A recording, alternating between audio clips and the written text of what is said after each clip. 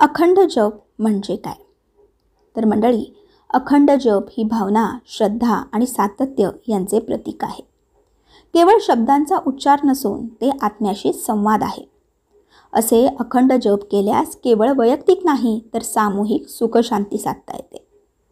अखंड जप म्हणजे एखाद्या मंत्राचा, देवाच्या नामाचा अखंडपणे विश्रांती न घेता जप केला जाणे. हा जप वैयक्तिक आणि सामूहिक स्वरूपात केला जातो.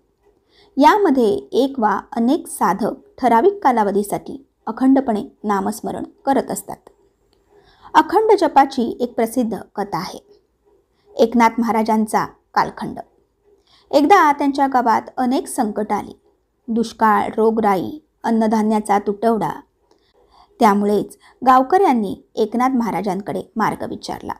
तेव्हा त्यांनी सांगितलं की आपण अखंड रामनामाचा जप करूया. प्रत्येक जण एक एक तास घेत जप करेल आणि अखंड नामस्मरण चालू ठेवू. गावकऱ्यांनी संपूर्ण 24 तास रामनामाचा जप सुरू केला. काही दिवसात वातावरणात बदल जाणवू लागला. रोग आटोक्यात आला. पाऊस पडू लागला. गावात शांतता आणि समाधान आले. ही कथा एक रूपक आहे, पण तिचा संदेश अत्यंत महत्त्वाचा आहे. सामूहिक प्रार्थनेचे सामर्थ्य आणि अखंड नामस्मरणाचे चमत्कारी प्रभाव. अखंड जपाचे महत्त्व म्हणजे चित्तशुद्धी, मनात येणाऱ्या नकारात्मक विचारांपासून मुक्ती मिळते.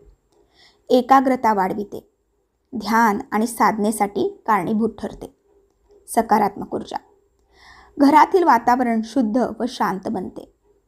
सामूहिक जपामुळे सामूहिक कल्याण होते. म्हणजेच एकत्रित साधनेमुळे संपूर्ण परिसरात सकारात्मक ऊर्जा प्रसारित होते. कर्मशुद्धी व आत्मोन्नती. म्हणजेच नियमित जपामुळे आध्यात्मिक प्रगती साधता येते. अखंड जप करण्याची पद्धत म्हणजे एक विशिष्ट मंत्र निवडा. जपासाठी एक जागा व वेळ ठरवा. एका पाठोपाठ एक व्यक्ती किंवा गट तासानुसार जबाबदारी घेऊन जप चालू ठेवतात. याचा कालावधी 12 तास, 24 तास, 3 दिवस किंवा अधिक असू शकतो. मग याचा निष्कर्ष काय? तर मंडळी, अखंड जप ही भावना, श्रद्धा आणि सातत्य यांचे प्रतीक आहे. केवळ शब्दांचा उच्चार नसून ते आत्म्याशी संवाद आहेत. असे अखंड जप केल्यास केवळ वैयक्तिक नाही तर सामूहिक सुखशांती साधता येते. तर मंडळी, आशा करते तुम्हाला हा व्हिडिओ माहितीपूर्वक नक्कीच वाटला असेल. त्यामुळेच व्हिडिओला लाईक करा, शेअर करा आणि अशाच प्रकारचे नवनवीन व्हिडिओज पाहण्यासाठी आपल्या या लिसन विथ पूनम या चॅनलला नक्की सबस्क्राईब करा. धन्यवाद. श्री स्वामी समर्थ.